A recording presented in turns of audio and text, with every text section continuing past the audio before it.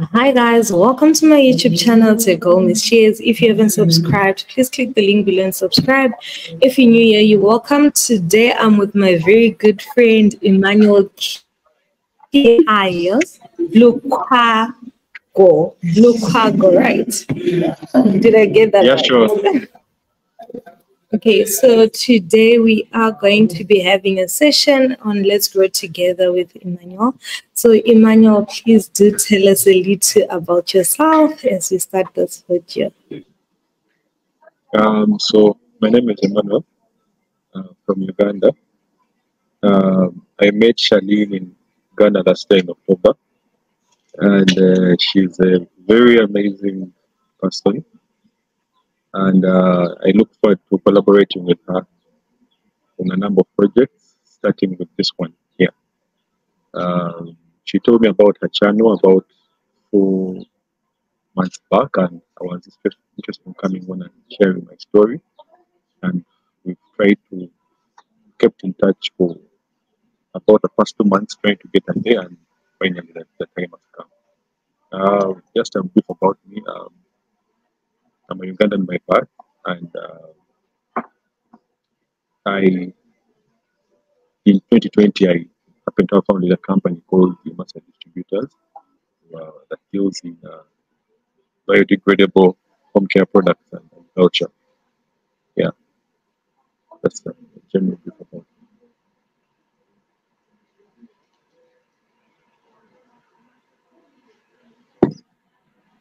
Thank you very much, Emanuel, for finally making time to tell us about yourself and your company. So can you please tell us what is biodegradable? Some of us don't even know, we have no clue what it is or what it's on, how it works. So can you please elaborate on that?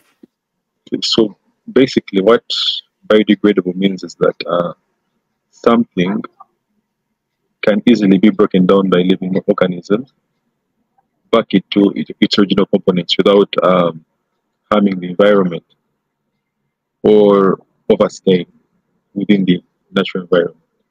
Yeah, that's the difference between something being biodegradable and something being synthetic. Something is synthetic, it means that it cannot easily be broken down by living organisms within the environment, hence it's going to take a long time within the environment. Yeah. Okay, thank you for the explanation. So now tell us, what do you do? What does your company do so that we can understand, now that we know what it is? So what do you do as an organization? So as an organization, we work with farmers and households in Kampala. So we work with farmers specifically in a place called Batamukono, where we are trying to do some form of capacity building. So you find that so many farmers in Uganda face quite a number of challenges that can be rooted to lack of skills in what they're doing. You'll be surprised by when you approach a farmer and ask him, "Are you doing farming as a business or as a form of survival?" He'll tell you he's doing farming as a business, but you try to break, when you tell him to break down what farming as a business means, you'll end up realizing that he's doing it to survive, especially the fact that he's doing it on a subsistence level. So, what we're trying to do with our partners is to see that we can help these farmers move from the traditional way they've been doing things to a much more sustainable way. That that's where my master distributors comes in with agricultural inputs, organic fertilizer and pesticides, and also we are partnering with a company called Holland Fintech to see that these farmers can start taking on uh, climate smart agriculture, which has to start with solar irrigation. Yeah. So that's to do with the farmers, and we have a shop in that area called Patamkono, where farmers come in, get to know more about agriculture, climate smart farming, and most importantly, soil testing. Yeah. Then when it comes to the biodegradables, we are currently these ones are currently only being this is our current major market is in Kampala. We distribute them from we have an office on Lukuli Link in Buziga, so that's where majority of our customers are.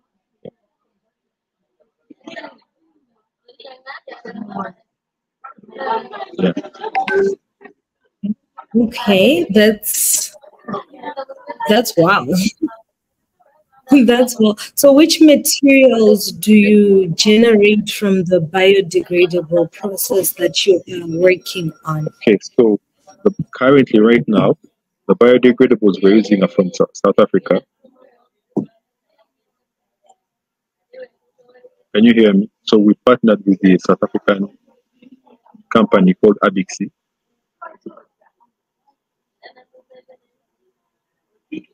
Can you hear me? Yes, I can hear you. Yeah, we partnered with a South African company called Abixi, and we import them into Uganda. That's quite interesting. That's Yeah, very much. but right now we're exploring an option of how can we start having them made here in Uganda. That's an interesting process you're doing. Yeah. Before I go into questions, I like to give you the floor so that you can tell us more information or more things you would want us to know about your project. Even if you have things to show us, this is your floor. Okay. So so can you hear me? Yes, I can hear you very clearly. Okay, so basically, what happens is that you find that so many of the products we used to clean our homes in Africa are made out of synthetic materials that are volatile and stay in the environment for a long time, especially when exposed into water bodies. So what happens is that various systems are interrupted by these synthetics, especially human health. Yeah. In fact, that's the that is where the health and climate component comes in. You find that majority of these synthetics, when you use them, they actually end up staying in your cloth, the piece of cloth you're putting on, and over time, you find that someone's health is going down. And one of the major reasons that you can link that to is some of these chemicals we're using now. Yeah, I'll share with you a comprehensive report that I'm working on with our partners. You've heard of Unleash?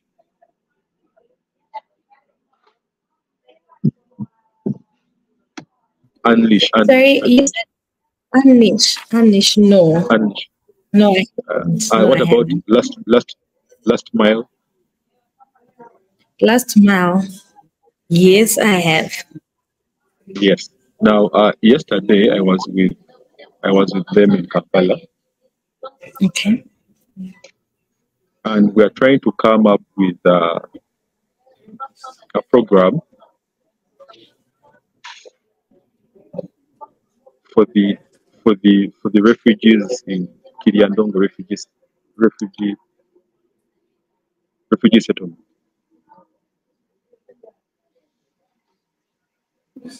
Okay, so this program that you're trying to come up with, what is it based on, or what is the focus of it? Okay. Now,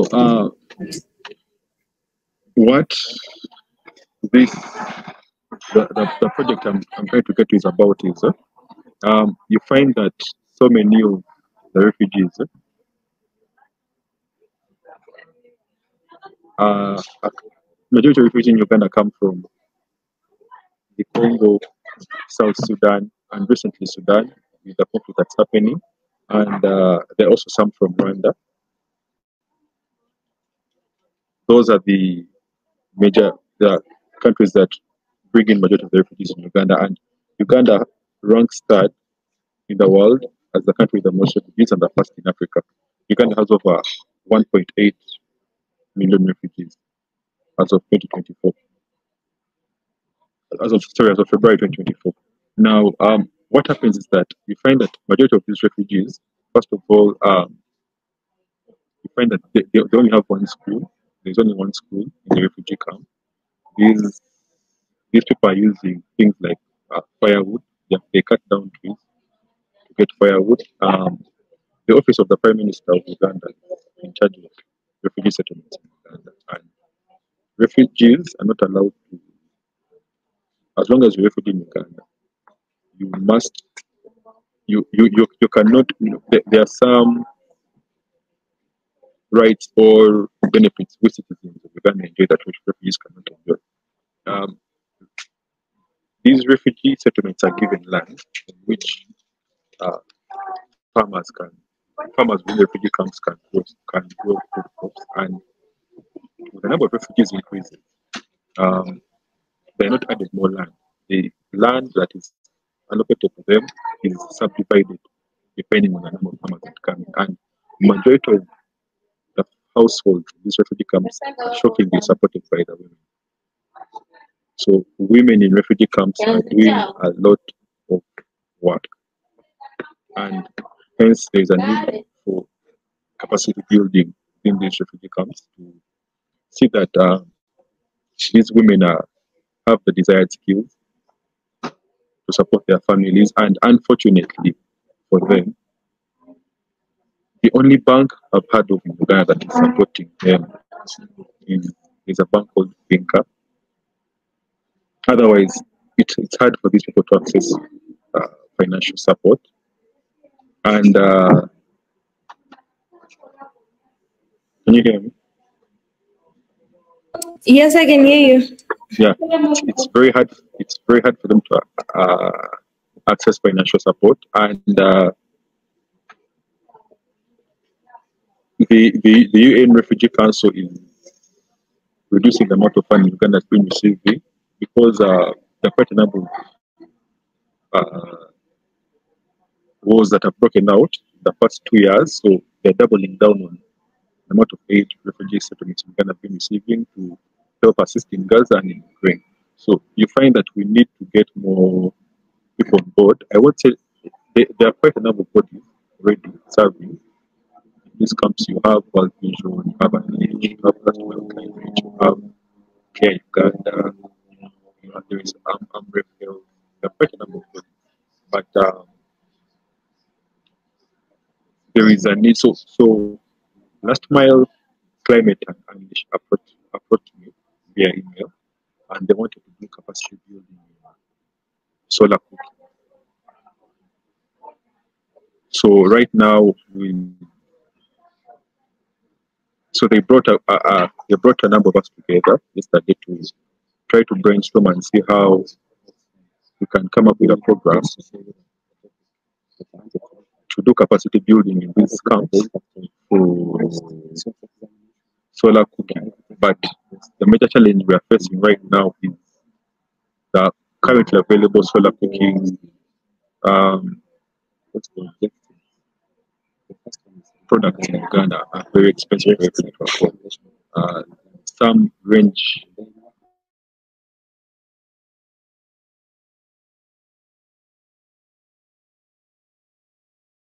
Let me go back to dollars. You find that some are in $1,000. Telling a refugee to spend that amount of money without giving them the support required is something so hard. So we are trying to explore how can we bring partners on board to see that we can bring this for reality. Yeah. That's a very important project you're working on. And, solar panels are expensive.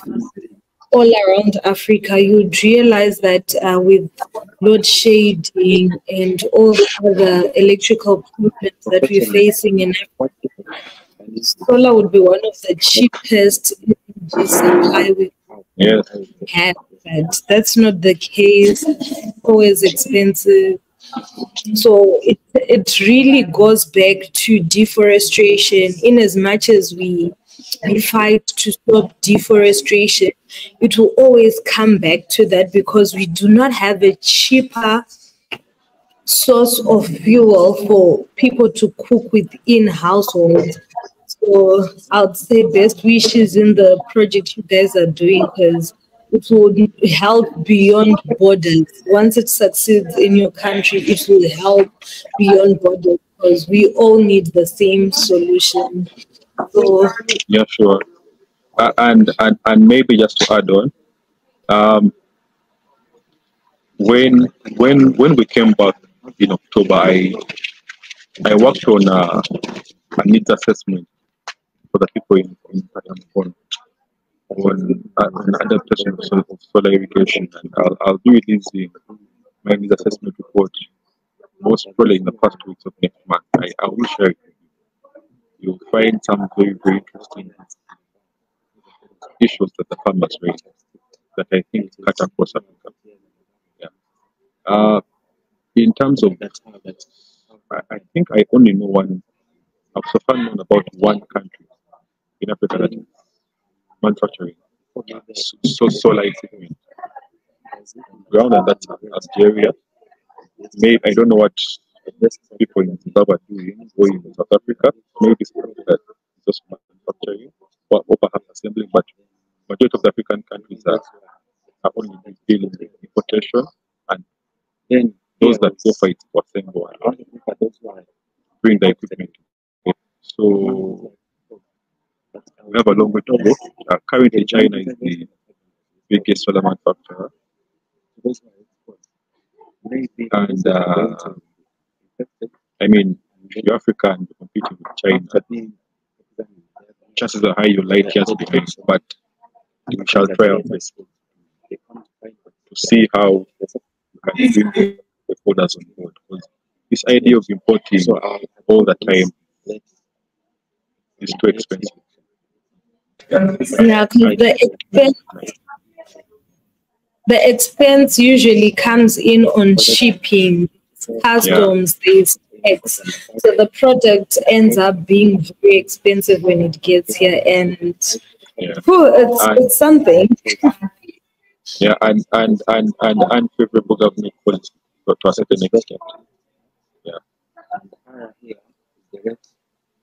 No, thank you very much, Emmanuel, for the insights because it's very important for us to discuss and talk about these topics as young people to also be able to come up with solutions and innovations, etc., to see how we can deal with such things or such problems that we are facing as a country or as Africa or as a generation, because it has to be done by us. No one else can help us with these things. It's our responsibility. Yeah. So, Emmanuel, I believe you have some videos to show us. We'll give you the platform to please share that information with us. Hi, everyone. My name is Ali, and I just want to tell you about this liquid soap, LDC, by Emesa Distributors. This is one of the best liquid soaps I've ever used. It's all natural. It's user-friendly, environmentally friendly. It's one of those things that cannot harm you. And I've been using it for the last 5 years. So, ladies and gentlemen, you're welcome to use the soap whenever you like. Thank you very much.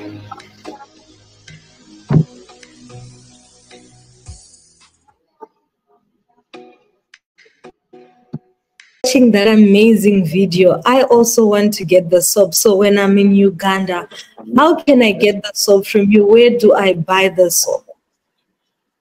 Okay, so you can make a purchase online through our website. You just go to your whichever browser you're using and just type in EMASA, then distributors. You clearly get us and just follow. You click on the product you want and user instructions will come on how you can purchase from us. You can also hit me up on WhatsApp through +256 75533 7508. And for those of you who are in Kenya, South Africa, Ghana, West Africa, what number of African countries actually where the company is, the company that distributes, that manufactures. So you can just check them out on neolife.com. Yeah. So Charlene, when you're in South Africa or in Zimbabwe, you just Google a company called Neolife. You cannot fail to get them. Yeah. I'm about to start Googling just now. So to everyone watching, I will put the website, his contact number, and social media platforms on the link on the description. I'm very active on LinkedIn. On LinkedIn. Okay, My we see you. And Facebook are very dormant, but I'm very active on LinkedIn. I thought I was the only one who has let go of other social medias for LinkedIn. I used to think it was boring, but now I'm in love with LinkedIn. Yeah, yes. LinkedIn is so interesting. Yes. Emmanuel, due to our time, I have to say thank you very much for being with us, you guys. I will put his LinkedIn and social media platforms for you to be able to contact him and the website as well for you to order the soap. I also want one. Please send me my own. I go to Zimbabwe, so I will go on your website. Let me go to DHL right now. Please go to DHL because I need mine. Address, I'm sending it sharply. Okay. Thank you very much, Emmanuel, for being part of us. Thank you so much for hosting me. I look forward to seeing you so soon. Me too as well. We really do need a reunion. But thank you very much. Before I let you go, sorry, I will ask this in a minute. So this segment is Let's Grow Together. So I wanted to ask you, as a young man, what advice do you have for other youths out there trying to make it in the business industry? Okay, so the advice I would have for them is one, first and foremost, get to know what you want from life, and after getting what you want from life, plan ahead of time, get to know what you want and how, and make clear steps on how you want to get there. If you want to make $1 million by the time you're 30, okay, you already know what you want. So now, come up with ways that can lead you to that $1 million. Don't do wishful thinking and sit somewhere and assume that since you have this goal in mind, one or the other, the world will throw things into your path. That's too much wishful thinking. Leave nothing to chance. And maybe something else is